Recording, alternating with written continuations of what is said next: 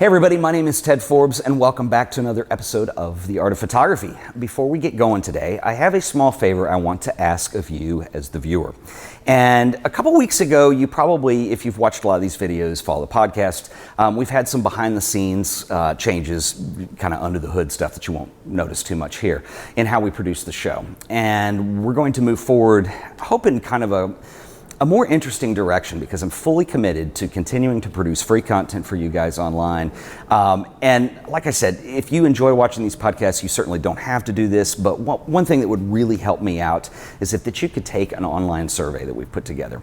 And I'm doing this through a company called PodTrack, and it's just basic general stuff. There's no personal sensitive information on here. It's just a simple survey, things like gender, location, age. And what we're trying to do is get a better snapshot, no pun intended, of what the audience looks like overall. And so that hopefully I can use that to start catering the content and what we cover on the show in a more appropriate way. Basically, we're just trying to up our game. And one thing that would really help is if you had just a couple minutes and you could go do this survey and participate. It would greatly help me, and I would be forever appreciative. And like I said, if you enjoy the stuff here, that's one thing you can do to help me a little bit if you want to give back. Where do you find the survey? It's really easy. If you go to the show's website, which is theartofphotography.tv, put the URL below, theartofphotography.tv. I'll have all the information on there about where you can go. Just click on the link, and it's just a couple minutes. Take the survey. It'll help us out greatly. Now, having said that, we'll get on to today's content here and what we're going to talk about, which is the title of this episode is The Right Tool for the Job. And if you watch the videos a lot, you know that I don't do a lot of camera reviews and product reviews, because my view of photography is that I want to take you to a deeper place, and I want to talk about information that helps you become a better photographer. A lot of times we do this on a philosophical level, sometimes on a technical level, and you know, I'm really committed to offering that because I believe it's what sets this show and these videos apart from a lot of the other stuff that you find out there. And I want to touch a little bit on equipment in a very overarching way today, because I do have people that will leave comments for me or hit me up on Twitter or email me or whatever and say that, you know, I really appreciate you're not into gear and stuff, but you know, sometimes there really is the right tool for the job. And I thought, you know, perfect, fair enough. I think we're all gear junkies a little bit at heart. It's a big part of photography. And, you know, we're not going to turn around today and start doing a bunch of camera reviews or anything. But I do want to talk about some options that you do have as a photographer, because I get a lot of feedback and emails and people contacting me, particularly when they're starting out, and they want to know just real basic questions. What kind of scanner do you have? What kind of camera do you have? What kind of, you know, and all those things, those certainly are good questions. And camera gear usually is not cheap. And I totally understand that, and I do it too, when you are actually going to purchase something, that you research the heck out of it to try to figure out and make sure that it's the, you know, money best spent for what you're doing. And I'm holding these as props really for no other reason. The point and shoot is a real common camera. They're very affordable. Most people start out with that. And you know what? If this is the right tool for the job, then so be it. A lot of times on point and shoots, you don't have the control that you do with something like a DSLR, but you do have a little bit of control, and look how small this is. It fits in my pocket. This is not even a new and current model of digital point and shoot, but it works. It works fine. I've got a film point and shoot if I want to do that. You really don't have as much control over those things, but you know, again, a lot of times you'll see beginner photographers that will go out and spend a lot of money on a really nice DSLR. They put it in the P mode and sit there and, you know, shoot away. And they're really not doing anything more than creating something very heavy to carry around for themselves. You know, there's megapixels, there's all that stuff. And you know, the other prop that I have is my phone. And you know, I use my phone all the time. It's with me. And I have said this on here, we have covered cell phone photography a little bit, particularly with the iPhone. But with the amount of apps that you have on here and things like that, sure, this lens is not great. It's fixed. The only way I can zoom is to do it digitally, which starts degrading the image. I do it sometimes. But the point is that it's with me, and therefore I'm able to get shots that sometimes I probably would miss if I didn't have a camera at all with me. Ironically, when I look at my Flickr stats, some of my most viewed pictures happen to be iPhone shots. And so the point is that you're not looking at the megapixels and you're not looking at the image quality as much as you're looking at the composition and what's going on in the photograph. That's what speaks to people.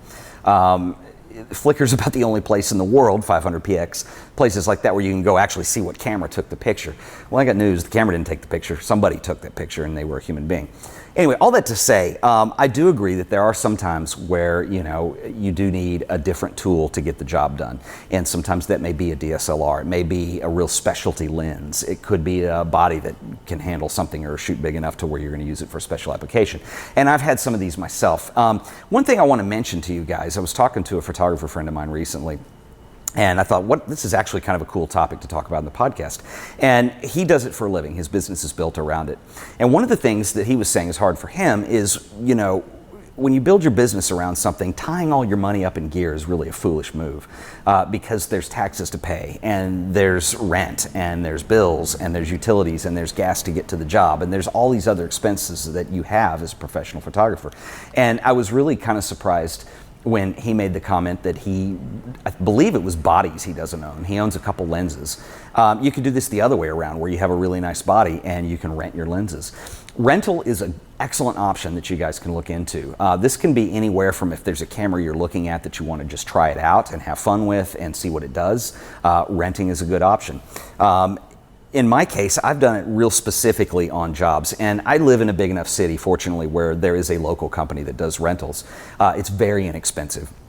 And the example I'll give you is a couple years ago, I was asked to do some architectural photos, and it was a real estate agency that had purchased an old historic Dallas building, and they were renovating it into their headquarters. And they had a tremendous amount of taste. They were doing a great job on it. They were keeping the original brick feel to it. It was really neat. And at the time they were doing a lot of these renovations, they wanted to get some shots of kind of this transition from the old into the new. And they wanted stuff on film. It really was a good job for me. We were a good fit. And a lot of times when I do architectural work, I'd like to do really wide angle shots. And I wanted these to be medium format. I wanted to shoot them square. And so what I wanted, the right tool for this job is Hasselblad used to make these fixed lens film cameras, medium format. The lens was fixed into the body, but it had a 38 millimeter lens on it that was corrected for a lot of aberrations, a lot of distortions. It's a beautiful lens and a beautiful camera. The downside is they cost about $6,000 even used. And so this is obviously a piece of equipment that I can't afford to own personally, because one, I wouldn't use it enough, and two, I just can't afford that. So it's out of the question. However, I was able, for around $100, to go rent this for the day. I planned it out on the day I was going to shoot. I actually picked it up the night before and was able to, kind of get to know the camera a little bit. I've rented it over and over again, so that's not as much of a deal these days. But I have access to that when I need it for a small fee. So a couple, options that you have if you are interested in renting equipment is if you are in, and unfortunately sometimes smaller cities, or if you're not in an area where there's a big photography market, it's harder to find places that will rent cameras and lenses to you. But I happen to be lucky enough to have one in town that I use. The second option is if you don't have that, there are a couple places you can do this online. In the US, and I don't know if they'll ship to the UK or not, but there's a company called BorrowLenses. And BorrowLenses, it's just an online service. You basically schedule how long you want something, when you want to pick it up, or actually in this case have it shipped, and they send you some packaging. You do your work with it, you package it up and send it back. This is a great way to test out equipment. This is a great way if you get a job to do something that requires a certain tool that may not be something that you want to save your money for, or even put a large amount of money towards. So a lot of cases like specialty lenses that are really expensive, this is a great way to go on that. And it's just a really good deal. So anyway, I will put links to all these in the show notes. But a couple, another tip I can give you on this too, and this is really cool, particularly if you're going to rent a piece of equipment or rent some gear, rent a camera, lighting systems, whatever it is that you're going to do. And a lot of times people will rent these because they just want to check them out, which is a great option. Kind of a try before you buy in a way, but you pay to do it. One of the great things about a lot of these companies like BorrowLenses is a lot of times when you have holidays like Memorial Day or Easter or Christmas or whatever it is, you can actually rent and they won't charge you for those holidays, because a lot of these places don't count the weekend, or they'll count the weekend as one day even though it's two.